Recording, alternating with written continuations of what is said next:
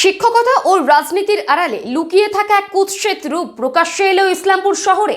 অষ্টম শ্রেণীর এক নাবালিকা ছাত্রীকে যৌন নিগ্রহ করার অভিযোগ উঠল তার গৃহ শিক্ষক শুভদীপ চক্রবর্তীর বিরুদ্ধে।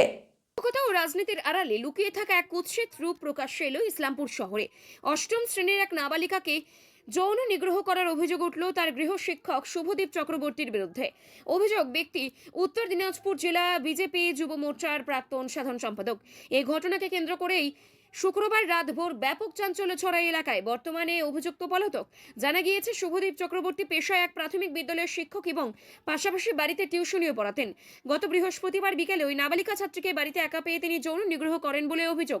পরে ওই ছাত্রী বাড়ি ফিরে কান্নায় ভেঙে পড়েন এবং মা বাবাকে সমস্ত ঘটনায় জানায়। এরপরে এই পরিবারের তরফে ইসলামপুর থানায় অভিযুক্তের বিরুদ্ধে একটি লিখিত অভিযোগ দায়ের করা হয়। পুলিশ পস্কো আইনে মামলা রুজু করেছে।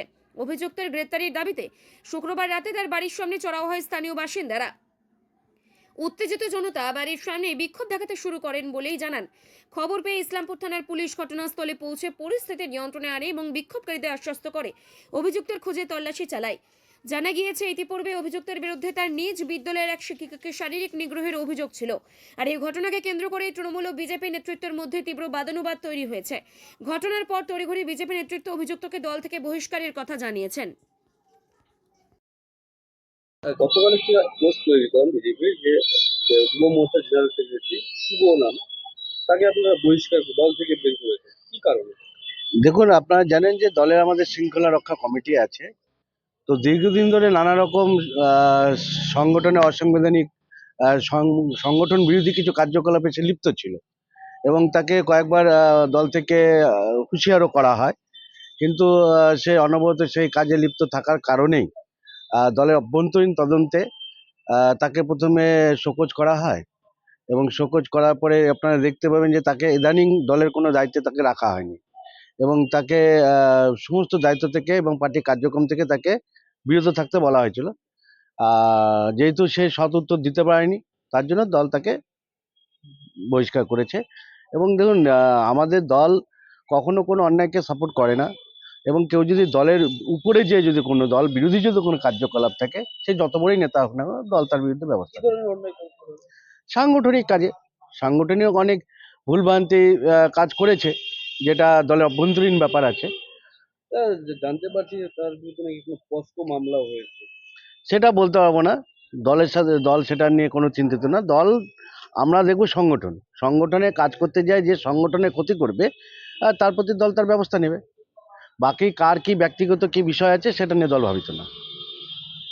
আপনারা এখানটায় দেখলাম অনেক মানুষ জড়ো হয়েছিলেন, কি বিষয়টা একটু যদি বলেন। দেখুন, আমাদের ইসলামপুরে একটা খুব জঘন্যতম ঘটনা ঘটে গেছে, যা নিয়ে আমরা যত প্রতিবেশী আছে সবাই মিলে এটার প্রতিবাদ জানাচ্ছি। আমরা পুলিশকেও ডেকেছি, এই প্রতিবাদ তার বাড়িতেও পাঠিয়েছি। পুলিশ তাকে আমরা যেভাবেই হোক, যে অপরাধটা উনি করেছে তার শাস্তি পাওয়ার যোগ্য এবং পেতেই হবে, সেই জন্য আমরা প্রতিবাদটা করে যাচ্ছি। আমরা অন্য কোনো কিছু বা বাড়ির অন্যান্য লোক যারা আছে তারা বলছি না তাদের কোনো ক্ষতি করার কাউকেও কোনো ভাবিনি। আমরা একটাই কথা পুলিশের কাছে, প্রশাসনের কাছে দাবি, আমরা যে অন্যায় করেছে তার শাস্তিটা সম্পূর্ণভাবে চাই এবং ন্যায়ের সাথে যেন বিচারটা হয়। তো আপনারা এখানটায় যে জড়ো হয়েছিলেন, আপনাদের কাছে কোনোভাবে খবর ছিল যে অভিযুক্ত সে এখন বাড়িতে আছে, এরকম কোনো খবর পেয়েছিলেন? না, ফাইনাল কোনো এরকম খবর পাইনি। কিছু ভাবে শোনা গেছে হয়তো থাকতে পারে বাড়িতে, সেই হিসাবে আমরা পুলিশকে ডেকেছি। পুলিশকে ডেকে আমরা বলেছি যে আপনারা সার্চ করুন, কারণ আমরা তো সাধারণ পাবলিক, আমাদের দায়িত্বের মধ্যে নেই যে কারো বাড়ি সার্চ করা বা কারো বাড়িতে যাওয়া।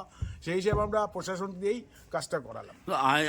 পুলিশের কাছে কি দাবি রাখলেন আপনারা? পুলিশের কাছে একই দাবি যে প্রশাসন যেন সঠিকভাবে বিচারটা করে, তাকে যত তাড়াতাড়ি সম্ভব অ্যারেস্ট করে তুলে নিয়ে আসে। যতক্ষণ না অ্যারেস্ট না করবে, পাড়া প্রতিবেশী কিন্তু আপনাদের পিছনে লেগে থাকবে, ছাড়বে না পুলিশের পিছনে। না, মানে এখানে অনেক মানুষও বলতে শোনা গেল যে তারাও একটা আতঙ্কের মধ্যে রয়েছে, তার কারণ তাদের প্রত্যেকের বাড়িতেই বাচ্চা শিশু এরকম রয়েছে। দেখুন, যে কোনো পাড়ায়, যে কোনো মহল্লায়, যে কোনো এরিয়ায় এই ধরনের যদি পরপর ঘটনা ঘটতে থাকে, তা প্রত্যেক বাড়ির বাচ্চা কাচ্চা আছে, সবাই সন্তান আছে, সন্তান নিয়ে সবাই সমস্যা বা ভয়ে একটু থাকবে যে আমার বাড়িতে হতে পারে। আমার বাড়িতেও। সেই জন্য সবাই সতর্ক হচ্ছে, সবাই একজোট হয়ে আমরা এই লড়াইটা লড়ছি। পাড়া প্রতিবেশী যত আছে সবাই একজোট হয়ে এই লড়াইটা লড়ছি। লড়াইটা কিভাবে সাকসেস করা যায় সেদিকে আমরা ভাবছি। এই একজন শিক্ষক হয়ে এই ধরনের একটা নক্কারজনক ঘটনা ঘটালো, কি বলবেন সেই বিষয়টাকে? দেখুন, চরিত্র শিক্ষকেও পায় না, বয়স্কতেও পায় না। চরিত্র যদি কারো খারাপ হয় এমনি হয়, সে শিক্ষকতা করুক বা বয়স হোক, চরিত্র সঙ্গেই থাকবে। চরিত্রকে নিয়ে কেউ কিছু বলতে পারছি না। এর আগে ওনার পাড়াতে কি পরিচয় ছিল? মানে একটা শিক্ষক তো ছিলেনই, তারপরে পাড়ার মানে একটা কোনো পার্টি বা কোনো কিছুতে একটা দেখুন, পার্টি ফার্টি ওই সমস্ত আমি বলতে পারবো, জানি না কি কে কী করতো না করতে, পার্টির জায়গায় আমি নেই।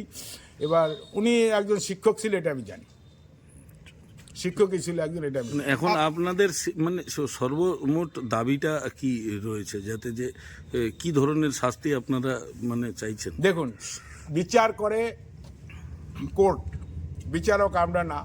একটা ধারা অনুযায়ী বিচার হয়, সেই ধারায় কী ধরনের শাস্তি আছে সেই পূর্ণ শাস্তিটাই যেন আমরা দিতে পারি, সেটাই আমরা চাই। কোর্টের অনুযায়ী শাস্তি হবে, আমরা তো শাস্তি তৈরি করে দিতে পারবো না। আপনার নাম? আমার নাম সাধন দাস নামে আমি পরিচিত, আমি শ্রীকৃষ্ণ দাস। ঠিক। বাকিটা অরুণ দাকে